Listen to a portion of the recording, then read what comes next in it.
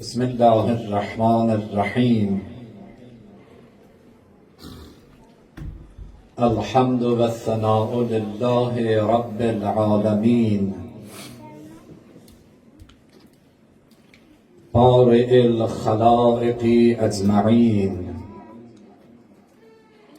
والصلاة والسلام على سيدنا ونبينا سيد الأنبياء والرسول وأشرفهم وأفضلهم أبي القاسم محمد.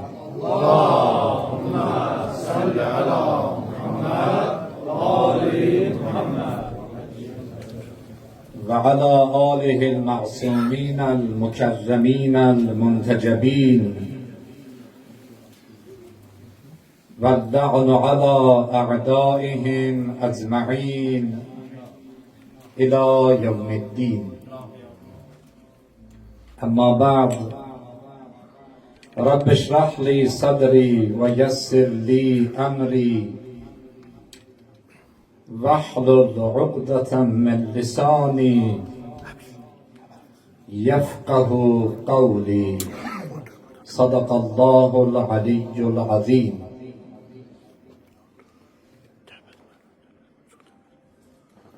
Şükürler olsun Allah'a ki Allah bugün de bize ömür verdi ve verdiği bu ömürde özünü ve dostlarını bize tanıttırdı. Şükürler olsun Allah'a ki eyiblerimizi örttü ve bizi halk arasında rüsva eylemedi. Şükürler olsun Allah'a ki ruzumuzu elinde karar verdi ve bizi özünden başka hiç kime mühtaç elemedi.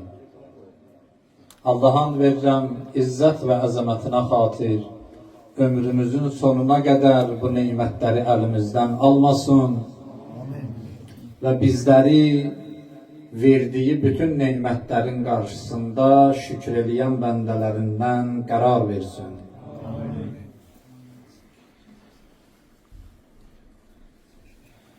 Evvelde zamanının sahibi, Allah'ın yeryüzündeki hak hücceti ve nümayendesi Hazreti İmam Zaman aleyhissalatu vesselam olmakla bütün Zehra salamullah aleyhanı sevenlere, hususiyle hanıma mensup olan seyyidlere ve söz azizlere başsağlığı veririm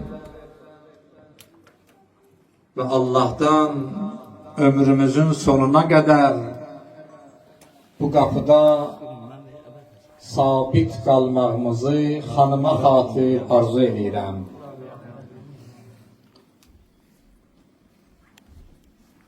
İnşallah çalışarıq, keçən dəfəki kimi çox yorulmayasınız.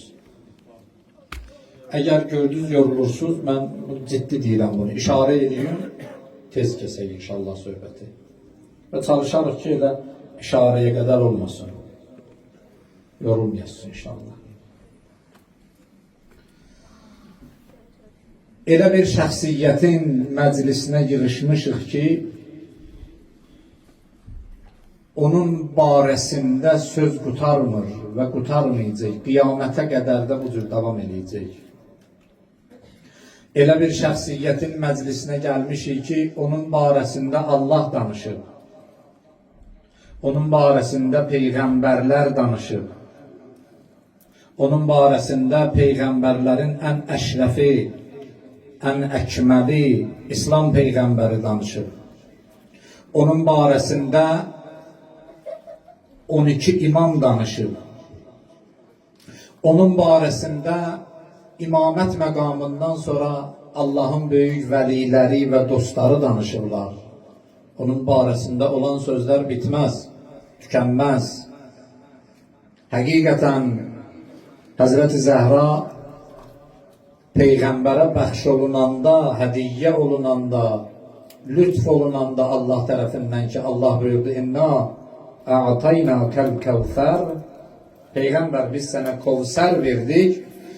Bilirsiniz tefsirçiler deyirlər Kevser'in bir manası yani sənə ki düşmənlər əbtər və sonsuz deyirdilər, nəsli və çoxluq verdik. Həqiqətən bu çoxluq həm Həzrət Zəhranın nəslinə aiddir, həm öz şəxsiyyətində olan fərqli və seçilən imtiyazlara, bu bitən bir şey deyil. Bir şey ki Allah bərəkət verə, o tükənməz. Və bizim ələl xüsus məni kimi günahkar bir bəndənin gücündən xaricdir. Qısa bir məclisdə xanımın barəsində elə bütün fikirlər ifadə olunan ki, bu olan bir məsələ deyil.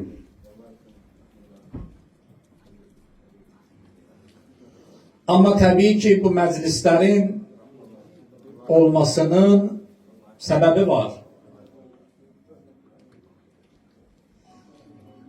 Səbəb də bundan ibarətdir ki, elə bir keçən məclislərdə də biz ona işarə eləmişdik Allahın lütfü ilə ki,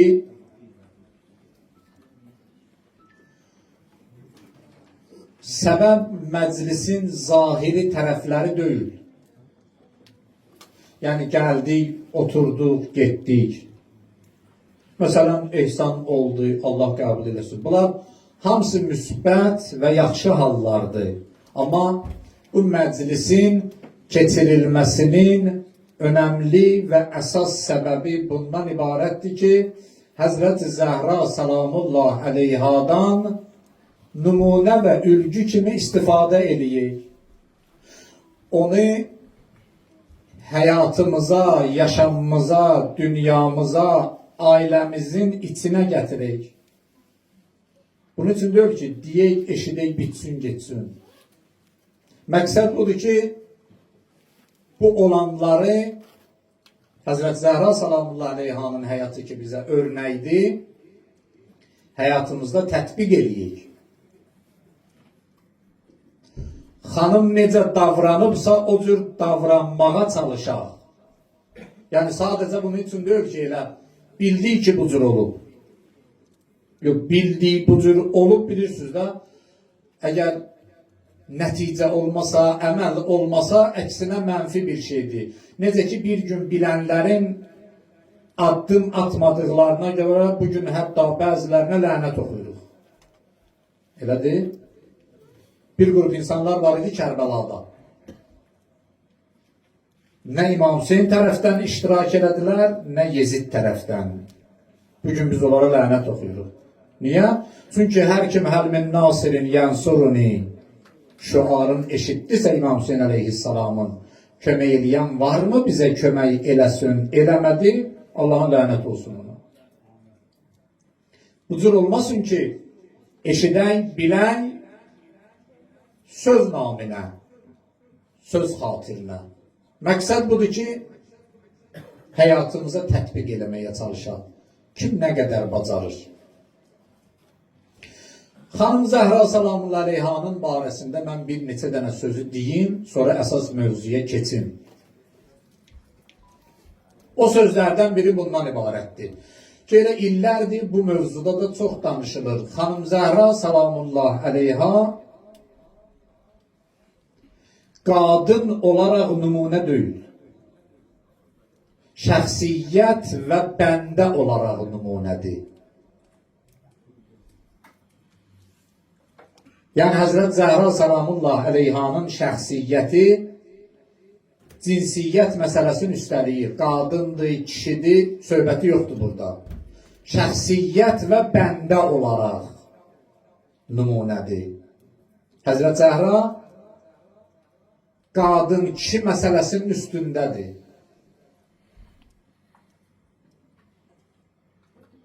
Həzrət Zəhra məkanların üstündədir.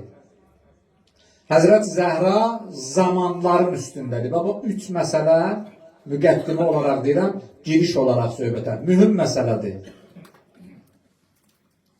Xanım Zəhra həm zamanı üstəliyib, həm məkanı üstəliyib, həm də cinsiyyəti üstəliyib. Qadın, kişi məsələsi yoxdur xanımın barəsində. Cinsiyyəti üstəliyib, dedik, şəxsiyyət və bəndə olaraq nümunədir.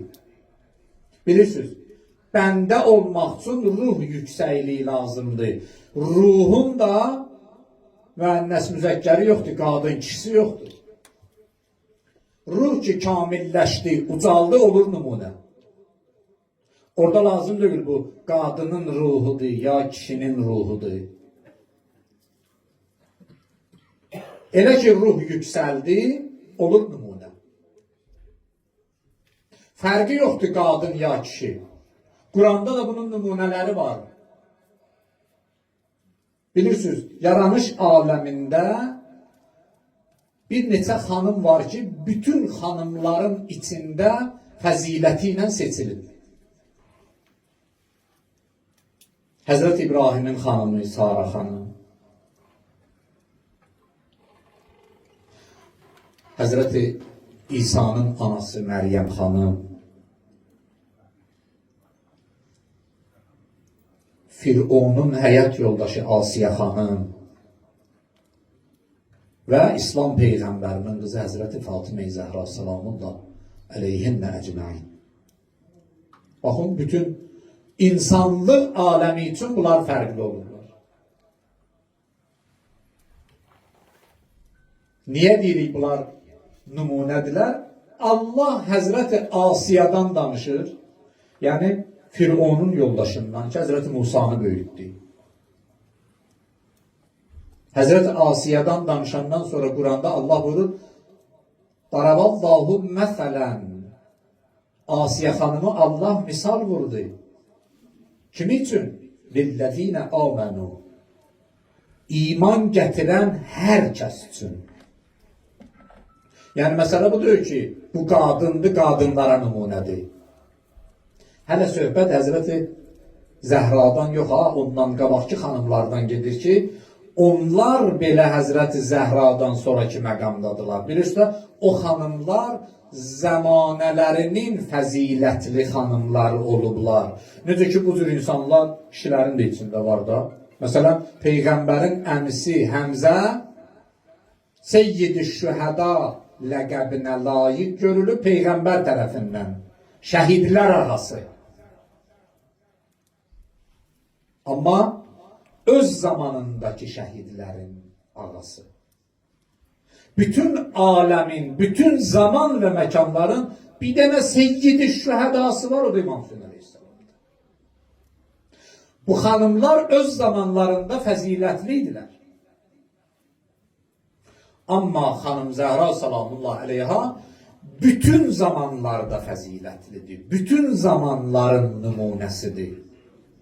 Və bir nəfərin ruhu böyüyərsə, ruhu yüksələrsə, Allaha bəndəçilik eləyərsə, bilirsiniz də, bəndəçilik Allahın baxışında ən böyük tituldur.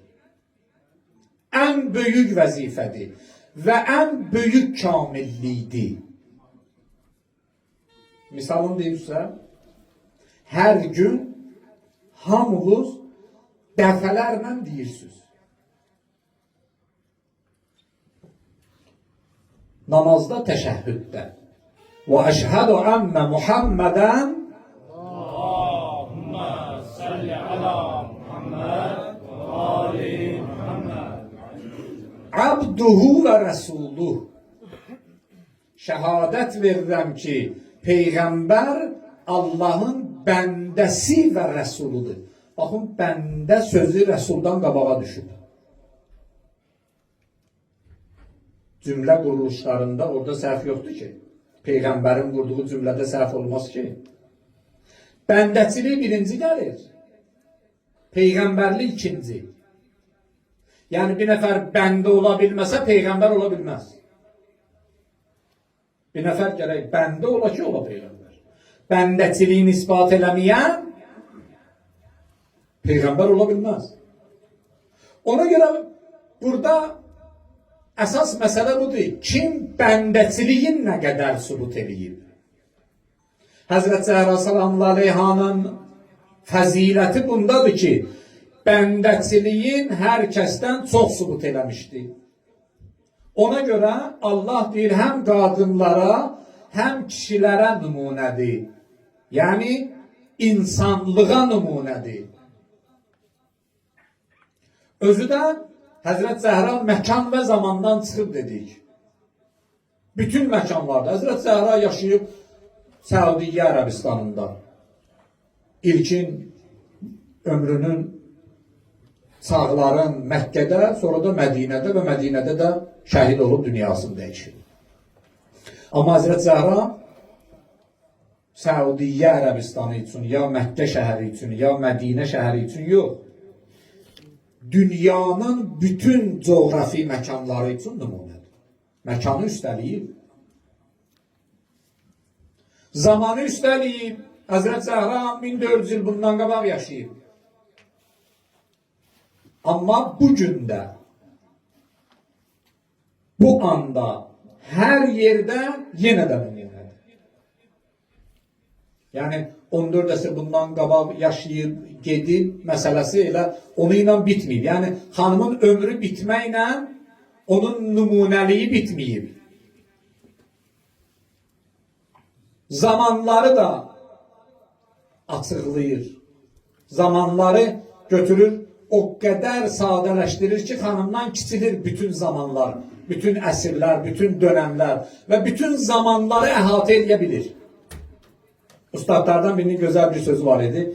Deyirdi ki, hər kəs öz nuru qədər ətrafına adam yığa bilər. Bu peyğəmbərlərə də aiddir, möminlərə də aiddir. Yəni bir dənə Allahın rəsulundan, peyğəmbərindən üzü aşağı gəl. Hər kim ki bir nəfərə bir dənə əmr biməruf edəcək, nəhiyyəzi münkər edəcək. Ustad buyururdu ki, hər kəs öz nuru qədər ətrafına adam toplaya bilər. Kimin nuru nə qədərdirsə, o qədər də məkana, o qədər də zamana saça bilir. Həzrət Zəhranın nuruna baxın, bütün məkan və zamanları əhatə eləyib. Məkan və zamanlar onu əhatə eləyə bilməyiblər. Bütün məkan və zamanlar onun nurunun sayəsi altındadılar. O xanım, qadın kişi məsələsi yoxdur, cinsiyyəti üstəliyib, məkanı üstəliyib, zamanı üstəliyib, bütün zamanlarda xanım nümunədir. Və bilirsiniz də, keçən məclislərdə bir dəfə toxunmuşdur. Yəni, bu əyyamın məclislərində bəziləri bəzən deyirlər ki, Həzrət Zəhra salamullah əleyha əsrlər öncə, 1000 ildən çox keçmiş bir zaman, 1400 il öncə yaşayıb. Axı, o zamanda olan, yaşayan bir insan bu zamanda yaşayanlara necə nümunə ola bilər? Həzrət Zəhra salamullah əleyhanın həyatı bir baxımdan iki hissədən ibarətdir. Həzrət Zəhranın həyatında bir üsul-i mütəğəyyir var, bir üsul-i sabit var. Yəni, Həzrət Zəhranın yaşam tərzində olan şeylərin zamanla dəyişməsi, yəni dəyişən bir şeyləri, bir də Həzrət Zəhranın həyatında olan bəzi dəyərlərin də zamanla dəyişməməsi. Üsul-i sabit, yəni bu şeylər qiyamətə qədər dəyişilməz qalıcı. Bir baxımdan xanımın həyatı bu iki hissədən ibarətdir. Üsul-i mütəğəyyir nədir? Xanımın o vaxtki yaşam tərzi dəyişməyə məruzdur. Ev dizaynı dəyişməyə məruzdur. O vaxt qumun üstündə yaşayırdılar. Ən gözəl ev örtüyü də həsir idi. Evin içinə həsir atardılar. İndi məsələn heç bir evə həsir atmırlar. Ola bilər o vaxt ki, müəyyən əşyalar bir başqa cür idi. İndi bir başqa cür. Məsələn, suyu neynən gətirərdilər evə? Məşqlə, dərinin içində. Məşq dəridən olurdu. İndi su qabı bir başqa cürdür. Ola bilər geyim fərqlənir. O vaxt başqa cür geyinirdilər, indi başqa cür geyinirlər. Və gərək də bu cür ola da, elə deyil. Bir nəfər İmam Sadiq əleyhissalamın huzuruna gəldi. Kərbəlayı Azad, sonra bu hədisi əlində əsas tutmayasan. Deyirlər, çox görkəmli geyinmişdi. Dedilər ki, Cəddün Əli ibn Əbi Talib belə geyinməzdi. Niyə belə geyinmisən?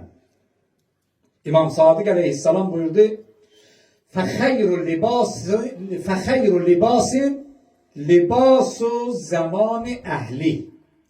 En güzel giyim zamanının əhlinin geyimiyle uygunlaşmalıdır. Olabilir giyim fərq eləsin. Heç bugün xanımlardan Həzrət Zəhranın geyimi tələb olunmur heç. Allah üzümüze bakıp ki tələb eləməyib.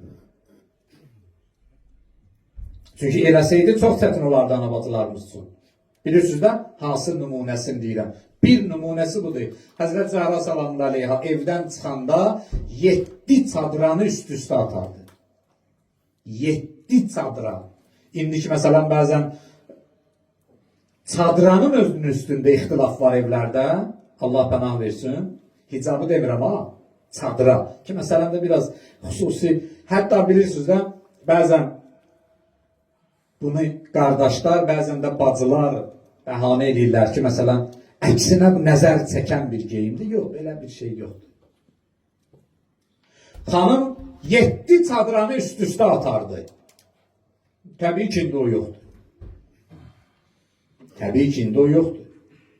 Bunlar dəyişən üsullardır. Zamanənin geyimi dəyişə bilər, zamanənin əşyası dəyişə bilər zamanla. Ev dizaynı dəyişə bilər, ev tikilişi, ev quruluşu. Bunlar dəyişə bilərlər. Çünki bunlarla işimiz yoxdur. Zaten bunlar önemli bir məsələ də deyil. Mesela indi hansı xanım evdə əl dəyirmanı ilə un üyüdür? Təbii ki, heç kim. Un ki, dəyirmanda üyüdülür gəlir də, hələ çörək pişirilən evlərdən gedir ha söhbət. Aynı çörək pişirmə deyilişilib.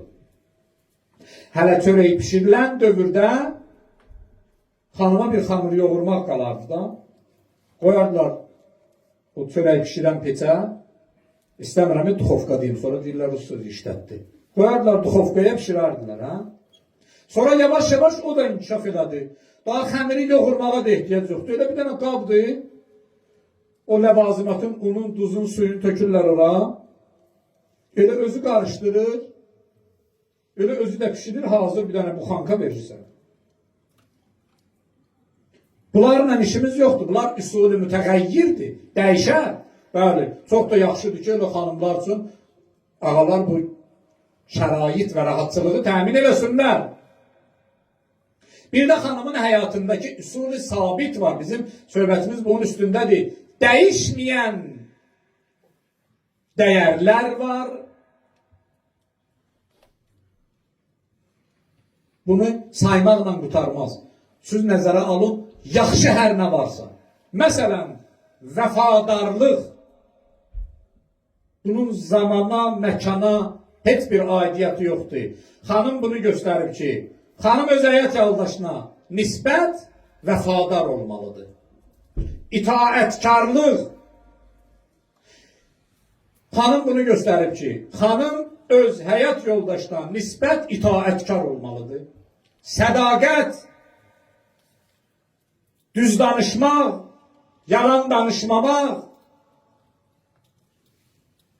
ibadət, itaət, abır, həya, ismət, insanlıq, şərəf, namus. Bunlar ki, dəyişən üsullar deyil. Bizə lazımdır xanımın həyatının bu hissəsinə baxmaq. Bunlar ki, dəyişmir. Yəni, duxovka müasirləşdinin mənası bu deyil ki, məsələn, ailə də müasirləşməlidir. Məsələn, qardaş bir səhv elədi, sonra buna görə bacılar mənə lənət göndərməsinlər, bacıya bir maşın aldı, o demək deyil ki, daha itaət bunun boynundan saqit oldu. Yoxdur bir bacının maşın sürməsinin. Şər'ən və əqlən heç bir işgalı və problemi yoxdur bunun. Allah buna icazə verir. Amma xanım bəzən belə düşünür ki, daha maşınım da varsa özüm nə istəyərəm o cür eləyərəm. Bunlar ki dəyişməyib, itaət ki dəyişmir. Dəyərlər ki dəyişmir. Hörmət ki dəyişmir. Saygı ki dəyişmir. Böyük kiçik yeri bilmək ki dəyişmir.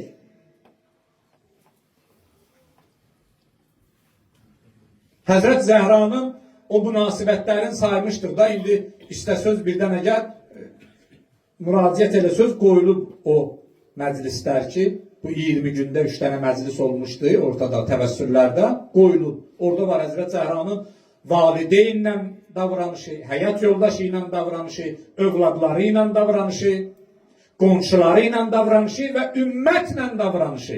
5 dənə davranış yadınıza gəlirsə. İstə söz tapa bilərsiniz, var.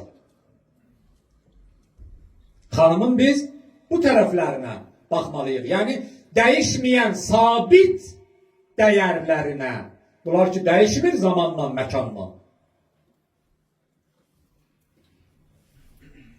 Bunlar hamısı bəlli. Məqsəd budur ki, Xanım Zəhra salamullah əleyhanın biz indi hansı sabit üsuluna işarə edəyik bugün. Bir çox alimlərin nəzəri budur. Bəlkə də xanımın, bilirsiniz xanım çox şaxəli şəxsiyyətə malikdir. Xanımın hər tərəfi nümunədir, hər davranışı nümunədir, hər hərəkəti nümunədir, hər addımı nümunədir, hər kəlməsi nümunədir. Deyirlər, amma bəlkə də bundan böyük, bundan fəzilətli tərəf bəlkə də yoxdur. Bir çox alimlərin nəzəridir. Xanımın ictimai tərəfi. Yəni, evdə bir ana olmaqla, həyat yoldaşı olmaqla, bir övlad olmaqla yox. Bunlar başqa məsələlərdir. Bunlar başqa mövzulardır. Əsas məsələ bundan ibarətdir. Xanım Zəhra salamullah əleyhanın ictimai tərəfləri. Onun da başında siyahının ilk bir yazsaq rəqəminin qabağında bu dayanır ki, bugün istəyirəm buna işarə edeyim. Çox vaxtınızı almayayım, tamamlayaq. Həzrət-i Zəhra salamullah əleyhanın məzlumu müdafiə etmə tərəfi. Bu tarixin ən dəyərli tərəfidir. Ən parlaq tərəfidir Həzrət Zəhra salamullah əleyhanın həyatının və tarixin ən önəmli hissəsidir. Bilirsiniz niyə? Çünki bunun içində çox şey var. Bayaq dedim, hər şeyi demək olmur. Özdə Həzrət Zəhra salamullah əleyha bir dənə məzlumdan müdafiə eləyib ki, yaranış aləminin bir nömrəli məzlumudur. Ya Əli, adıva qurban, Həzrət Əmir əl-Müminin adı. Səbəbini də deyərik, niyə? Buna danışır. Necə Həzrət Əli aləmin ən məzlumudur? Deyərik. Həzrət Zəhra salamullah əleyhanın bu mövzusuna, həyatının bu çalarına, bu rənginə, bu addımda bugün işarə edəcəyik. Ki, Şeyxana salam aleyküm, bağışda üzr istəyirəm. Bu tərəfinə işarə edəcəyik ki, Xanım Zəhra salamullah əleyha məzlumu necə müdafiə edib? Bu yadınızda qalsın, mən bir dənə giriş verim. Ümumiyyətlə məzlumu necə müdafiə eləyərlər? Bunu bilək. Sonra görək, bizə nümunə olan şəxs bunu necə elədi? Məzlumu necə müdafiə eləyərlər? Məzlumu müdafiə eləməyin, əziz qardaşlar və bacılar, bir neçə yolu var. Bir neçə yolu var ki, insan bu yollarla məzlumu müdafiə eləməli. Birinci budur. Məzlumun özü zülmə etiraz eləməlidir. Birinci budur. Allah'ın kanununda birinci kanun budur. Məzlumun özü zülmə etiraz eləməlidir.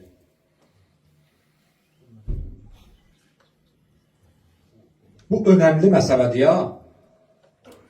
İmam Hüseyin Aleyhisselam'ın o məşhur hədisi var ha. Çoxlarınız əzbər bilirsiniz, oxumusunuz, danışmışsınız, istifadə eləmişsiniz. İmam Hüseyin ağa buyurur, zülmə baş əymək zalimlə şərik olmaqdır. Əcəb şeydir. Həm mənə zülm olunur, həm də mən eyni zamanda zalim kimi qələmə verilirəm. Özdə Allah'ın bir dənə məsum imamı tərəfdən. Necə olur bu? Bu elə bu yerlərdəndir. O yerdir ki, məzluma zülm edirlər, başını aşağı salır. Məzlumu müdafiə eləməyin birinci yolu budur. Məzlum özü səsini çıxardır.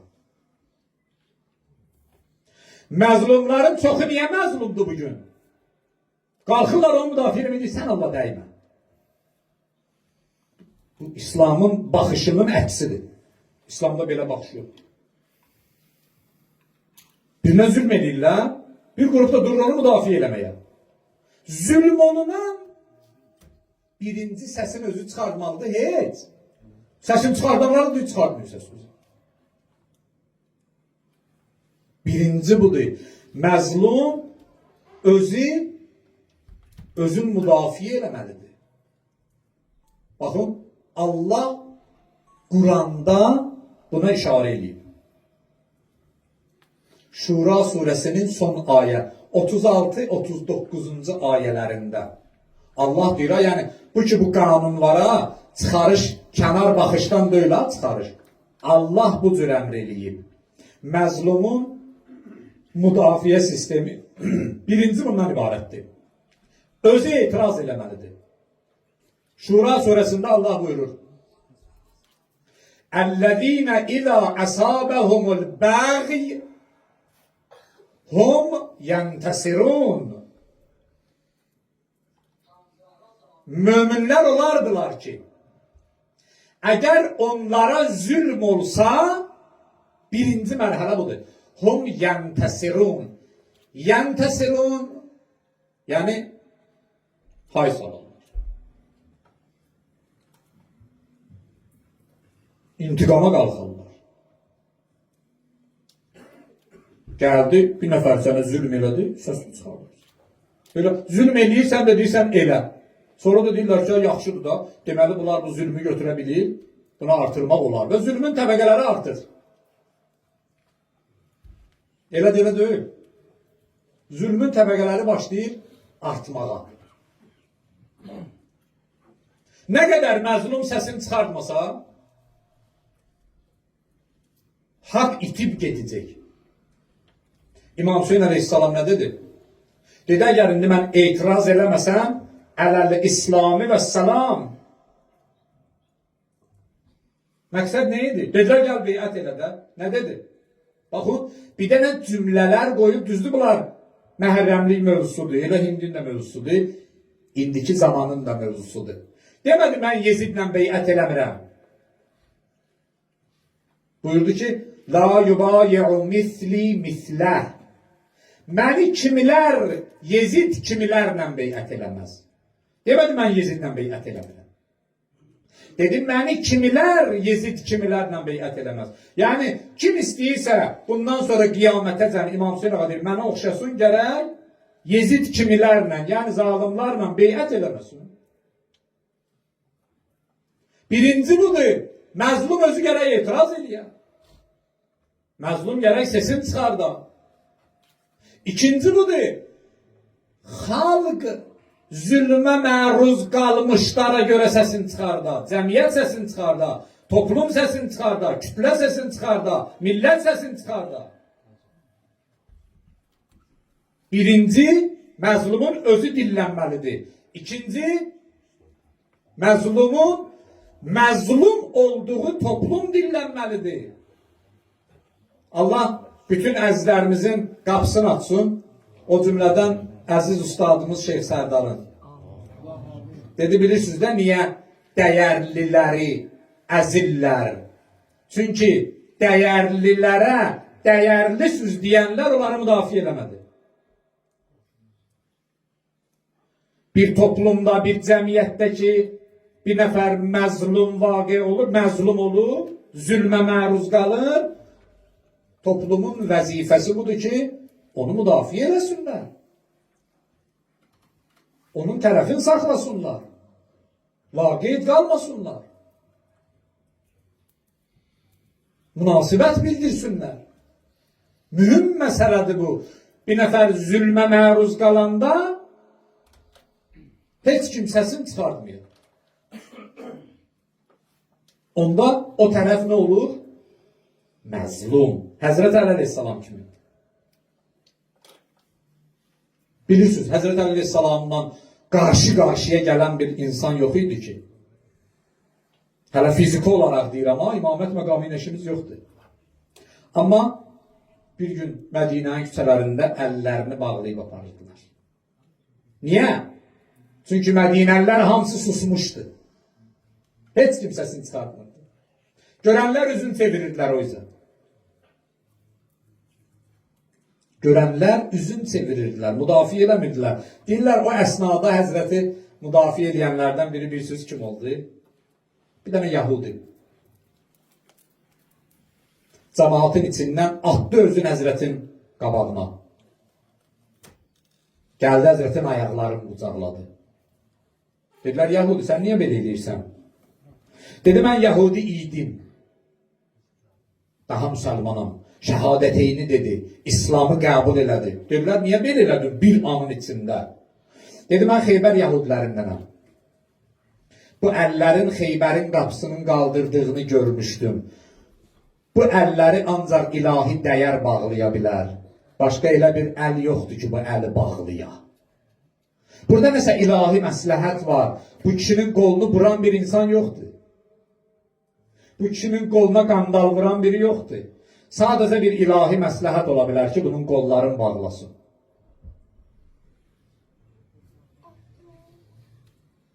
Niyə bağlanmışdı Həzrət Əlinin qolları? Çünki Mədinəlilər susmuşdu. Mədinəlilərin səsi çıxmırdı. Bu müsibət ki, indi biz yığışmışıq Həzrət Zəhra salamullah əleyhanın şəhadət münasibəti ki, əziz Peyğəmbərimizin əziz qızın 18 yaşında şəhid eləyiblər.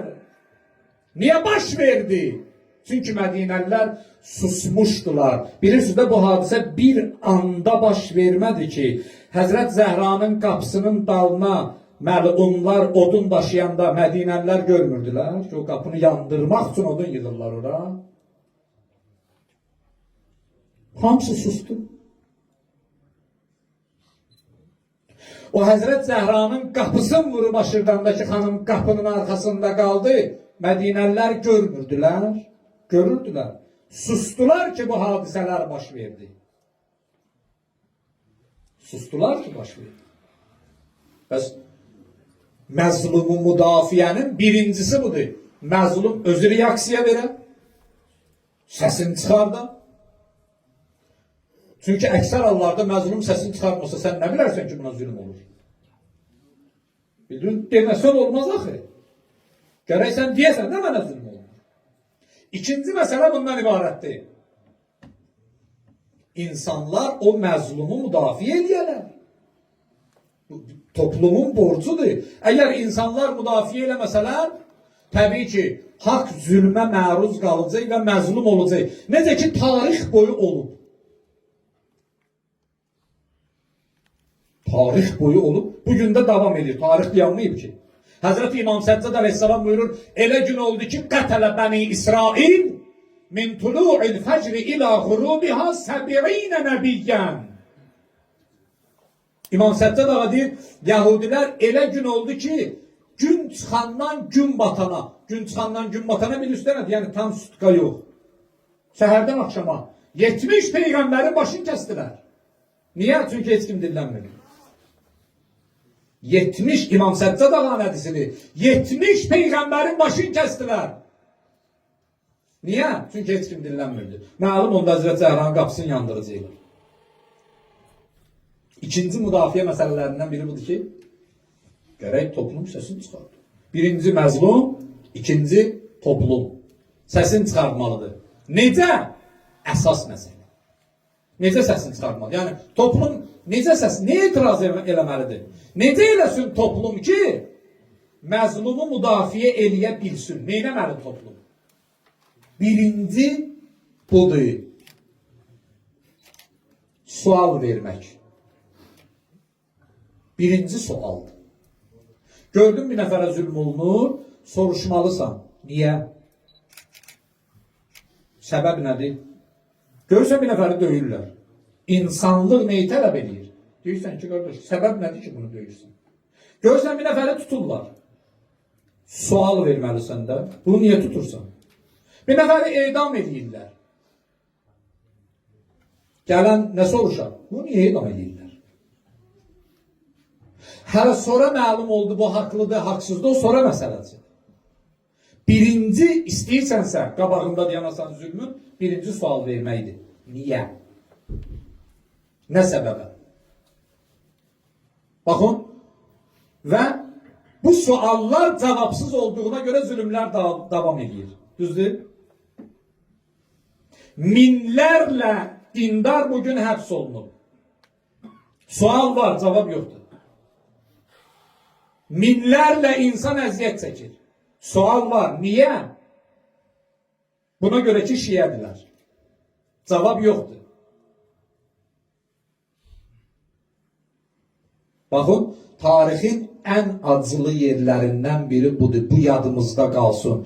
Məzlumu müdafiə eləmək niyə bizə önəmli bir, mühüm məsələ olub? Zalimla məzlumun yeri dəyişməmək üçün. Gəlib indi oraya çıxmışıq ki, zalimlə məzlumun yeri dəyişir. Məzlumlar olub günahkar, zalimlar da olub hüquq bərpaçısı. Yenə də susmağın nəticəsi, yenə də sual verməməyin nəticəsi, yenə də maraqlanmamağın nəticəsi, yenə də laqeyd qalmağın, soyuqqanlı qalmağın və bitərəf qalmağın nəticəsi. Zalimlə məzlumun yeri dəyişir. Birinci budur. İstəyirsən məzlum müdafiə eləyəsən, gərək sual verəsən. Niyə? Bir nəfəri həbs eləmişsən. Niyə həbs eləmişsən? Doğrudan həbs olunmalıdır, yoxsa yox? Həbs eləyəndən sonra bir nəfəri döyürsən. Niyə döyürsən? Doğrudan döyülməlidir, yoxsa yox? Qolun qıçın sındırırsan. Niyə? Doğrudan qolu qıçı sınmalıdır, ya yox? Səbəb nədir? Sual verilməlidir və cavab gəlməlidir. Sualdan sonra birinci ki, sual verildi ki, niyə tutdunuz bunu? Niyə öldürdünüz? Niyə edam elədiniz? Niyə 70 dənə peyğəmbərin başını kəsdiniz? Gördün, cavab gəlmir. Sual verən buna aydınlıq gətirməlidir. Sual verən buna aydınlıq gətirməlidir. İndi ki, zalim cavab vermir, sən ki, məzlum müdafiəçisisən, buna aydınlıq gətirməlisən. Deməlisən ki, məsələn, bunu incitdilər, buna ki, demişdi ki, əşhədu ənnə əliyyən vəliyyullah.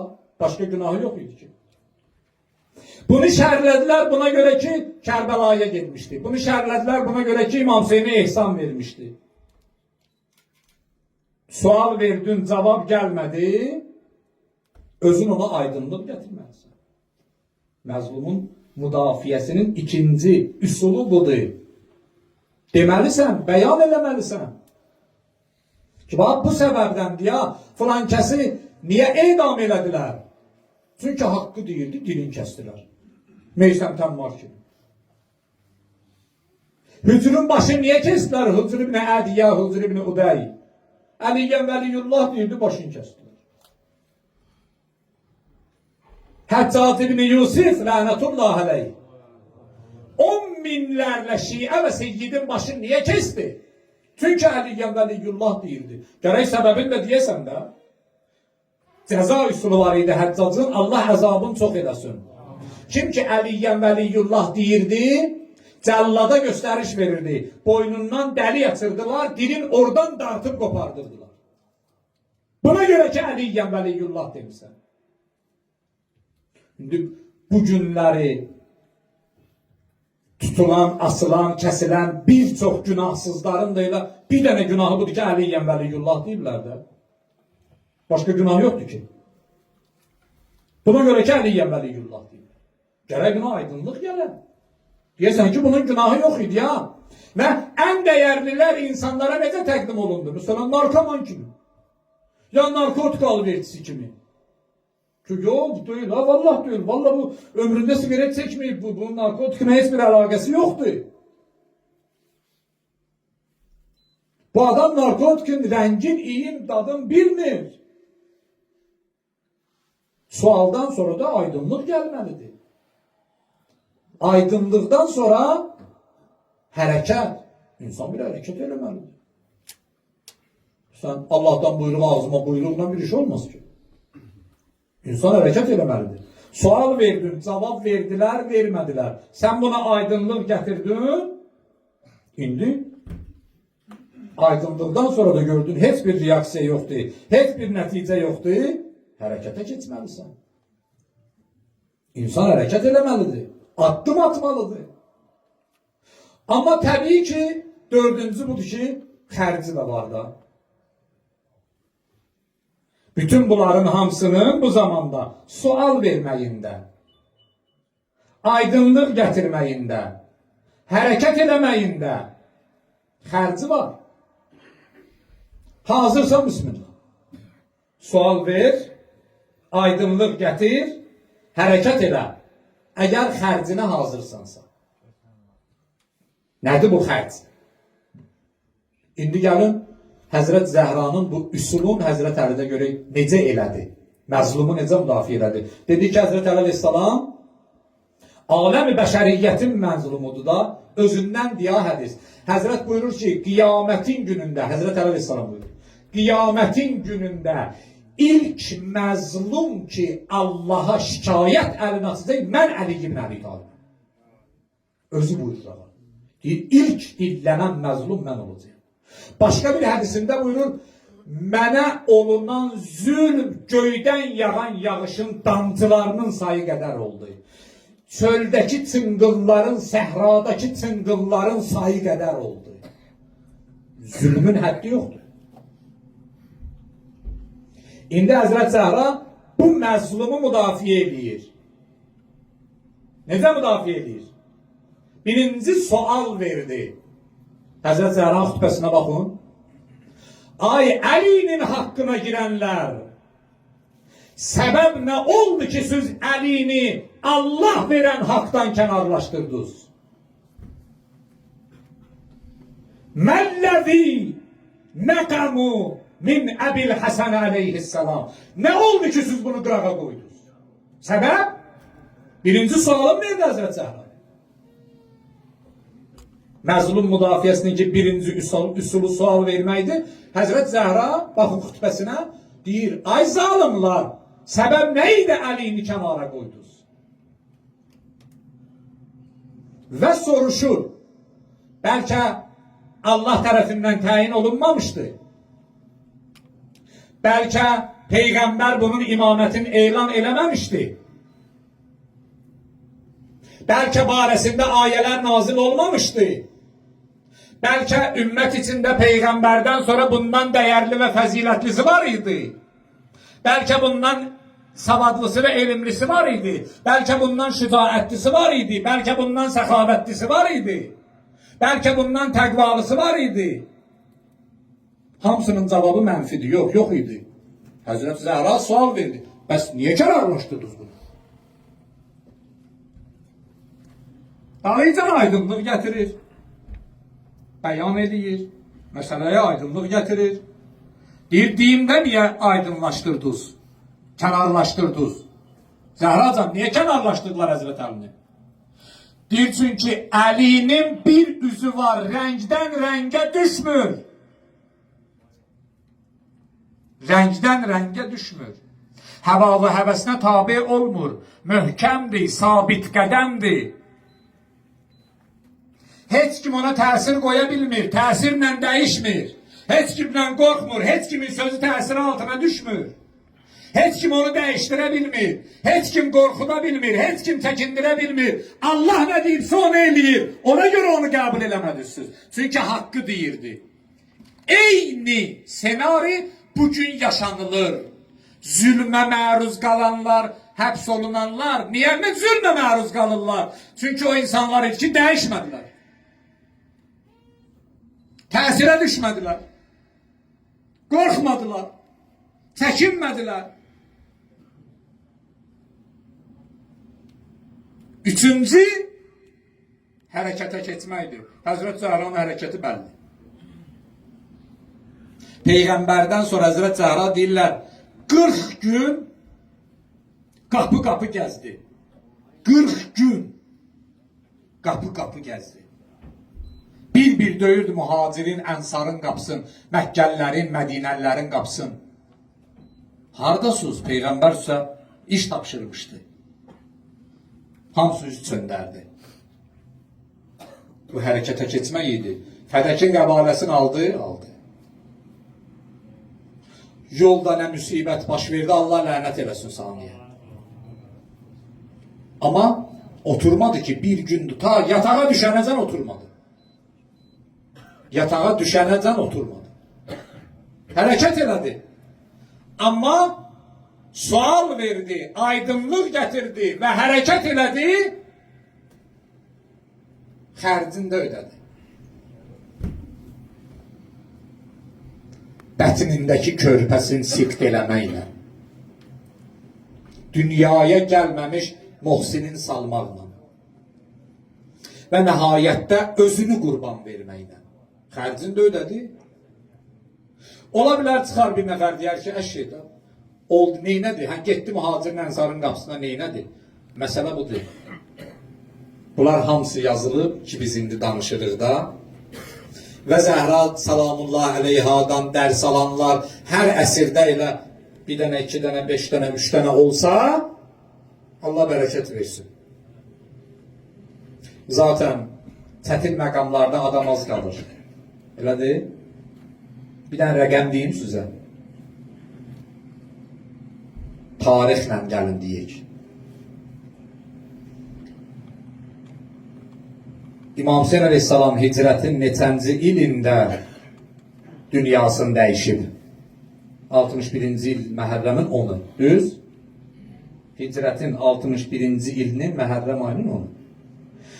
Peyğəmbər Məkkədən Mədinəyə Beysətin neçənci ilində hicrət edib? 11-ci ilində. Yəni 11 il ilk Peyğəmbər olmuşdu, köçdü Mədinəyə. Mədinəyə köçəndən də təzə tarix başladı, başlamadı. 11-dən 61 neçə edir? Kəbalada neçədən şəhid var idi? İlə bir dənə kişi düşdü. İslamın gəlişindən 72 il keçirdi, İmam Hüseyin ağa şəhid olanda. İlə bir dənə kişi düşdü. Xərc ödəmək çətindir. Həli, o son məqamda az qalır adam. Məlum. Amma qalır da, bunlar da olmasa haqq qalmaz ki, ədalət qalmaz ki. Həzrət Zəhra salamlı aleyha xərcini də ödədi. Dedi, mən zalıma etiraz edirəm, sual verirəm, cavabımı vermir, özüm aydınlıq gətirirəm və hərəkətə keçirəm, balamı və özümü qurban versəm də. Həzrət Zəhra belə nümunədir. Və Həzrət Zəhra salamlı aleyhadan bunu öyrənməliyik. Yaxşı söhbətdir.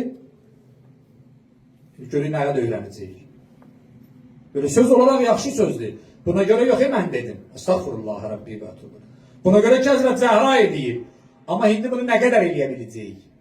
Doğrudan adam bir zülm olan yerdə sual verən, aydınlıq gətirən, hərəkət eləyən və xərcini ödəyən.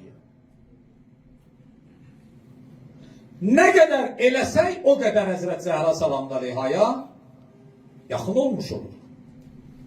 Həzrət Zəhra salamlı aleyha addımları bunu üçün atır. Bunu üçün atmayıb ki, elə məsələn, əvvəldə qeyd elədim. Gələk, danışaq, ağlayaq, rozə deyək, çıxaq gedək. Bunun üçün deyil ki. Elə deyil. Bunun üçündür ki, Həzrət Zəhra neyniyibsə, bugün eyni zülümlər ki, Həzrət Əliyə olub, bugün İmam zamanı olur. Eyni zülümlər, hələ bəlkə də artığı. Eyni zülümler ki orada hakkı olup bugün de hakkı olur. Eyni zülümler ki İslam'ı olup bugün de olur. Kur'an'ı olup bugün de olur. Belki de artığı. Ama sual, aydınlıq, hərəkət xəbərətər yoxdur. Çox azdır xəbər. Çox az adam sual verir. Həzrət Zəhra bizə bunu öyrətdi. Balığınızı ver sözdə öyrədin, canınızı ver sözdə öyrədin ki, insanlar bu cür eləsinlər. Qoy fikirlərini bildirsinlər. Bugünkü zülümlərə sual verməlisən. Aydınlıq gətirməlisən. Elə hər şey məndən keçsinlə iş olmaz ki. Əgər məndən keçsin olsaydı, Həzrət Zəhra salamlar aleyha evində oturardı. Düzdür, onlar o qədər azğın, düşmən və zalim idilər ki, o evə də hörmət eləmədilər. Zaten evindəykən hücum elədilər. Amma o addımları atmazdı. Həzrət Zəhranın bizə verdiyi dərs budur. Məzlumu müdafiə eləyək və zülmə yox deyək. Üsullarında dedik Həzrət Zəhra salamlar aleyha necə eləyib? Allah'ın belə öz Allahlığına xatir bizi Həzrət Zəhra salamlar aleyhanın yolunda sabit qədəm eləsin. Xanımın bu çətin günlərindəki xanımın can verən anları, xanımın ağır çağları idi. Allah xanımın o məzlumiyyətinə xatir bizə zülmə etiraz eləmək gücü inayət eləsin. İşıqları yavaş-yavaş azaldın, mən sözü verəcəm inşallah hacıya. Bilirsiniz, Həzrət Zəhra salamlar aleyhanın şəhadəti ilə bağlı, yəni dünyasını dəyişməsi ilə bağlı bunu söndürsöz yaxşı olar. Müxtəlif tarixlər var. Məqtəllər müxtəlif yazıb. Bəziləri deyir ki, günorta baş vermişdi, bəziləri deyir axşam baş vermişdi, fərq eləmir. Məsələ budur ki, bu hadisə baş vermişdi. O nə tarixi mən nəql edirəm ki, Həzrətin deyirlər günorta namazından qayıdan vaxtı idi, Həzrət Əli əleyhissalamın. Və bəzi digər məqtəllərlə də üst-üstə düşür. Bilirsiniz də hansı məqtəllərlə? O rozaxanlar oxuyarlara, deyərlər, İmam Həsən əleyhissalam gördü Həzrəti Zəhra yatağındadır. Dedi, ana əzan vaxtı sən uzanmazdın axı. Deyirlər, günorta namazının vaxtı idi. Həzrəti Əmir ağa namazı qılıb məsciddən qayıdırdı. Məsciddən qayıdanda ki, gəldi, qapıya çatdı. Gördü, bir neçə xanım evlərindən çıxır. Amma çox narahatdılar, üzlərində nigarançılıq var. Salam verdi xanımlara. Dedi, niyə narahatsız? Dedilər, Yəbnə Əbi Talib, tez Peyğəmbərin qızın dərk elə, sonra gec ola bilər, bəlkə son sözü ola sənə. Tarix yazır, Câə musri'ən, Həzrəti Əmir əl-Müminin qaça-qaça gəldi, evə daxil oldu. Tez yaxınlaşdı xanıma, gördü, nəfəs alır. Elə bil bu böyük bir qələbə idi, uduş idi, dedi. Allah sənə şükür, hələ Zəhranın nəfəsi gəlir. Yaxınlaşdı xanıma, başladı səsləməyə. Peyğəmbərin əziz qızı, cavab yoxdur. Həsəneynin anası, cavab yoxdur. Səslədi, səslədi. Həzrət Zəhra salamullah aleyha gözlərini açdı. Fətəhət əynəyha, deyir, xanım gözlərini açdı. Gözlərini açanda Həzrət Əli əleyhissalam sevindi. Peyğəmbərin qızı, nə gəldi sənə? Niyə birdən-birə halın dəyişib? Dedi, Əlican, gəl otur vəsiyyətimi eləyim, daha bugün mənim son günümdür. Daha mən Suznarovuzdan gedirəm. Həzrət dedi, Fatimə, niyə o cür deyirsən? Allah sənə şəfa verər, durarsan, axı səndə bir ölüm əlaməti yoxdur. Dedi, yox Əlican, mən yatmışdım, yuxuda atam Peyğəmbəri gördüm. Dedi, ya Fatimə, əl-leylətu indi, bu gecə mənə qonaqsın. Bu gecə gələcəksən mənim yanıma.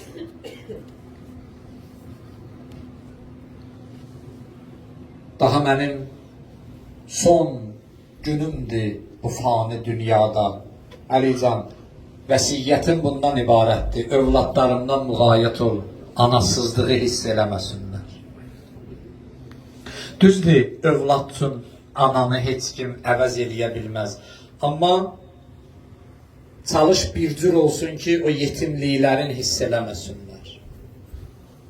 Çalış bir cür olsun ki, çox sıxılmasınlar, çox narahat olmasınlar. O bizdə deyərlər, boynu bükük qalmasınlar. Bir Həzrəti Zəhra deyirdi, Həzrəti Əmir ağa ağlayırdı. Həzrəti Əmir ağa danışırdı, Həzrəti Zəhra ağlayırdı.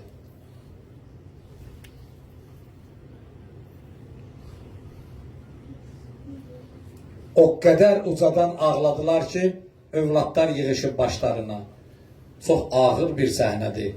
Həzrəti Zəhra salamullah aleyha kimi bir ana dünyadan gedir. 3-5 yaşında uşaqlar danışıqdan hiss edirlər ki, ana gedir. Hamısı əlin atıb tutub ananın bir tərəfindən, biri əlindən tutub, biri ayağından tutub, biri qucaqlayıb. Deyirlər, ən balaca az yaşlıları Ümmü Kulsum idi. Gəlib çıxmışdı xanımın sinəsinə. Bilmir ki, nə olub, o dərk eləmir, 3 yaşında uşaqdır. Deyir, çıxıb Həzrət Zəhranın sinəsinə, qucaqlayır anasının boynunu, deyir, ana, nə olub sənə? O söhbətdən tutmayıb ki, məsələ nədir? Deyir, ana, nə olub sənə? Mənəmi? Bəzən olur axı, analar uşaqla oynayanda gözlərini bağlayırlar, özünü yatmışlığa vururlar. Birdən-birə gözlərini açırlar, uşaq sevinir. Ümmü Kulsum elə bilirdi ki, xanım yenə onunla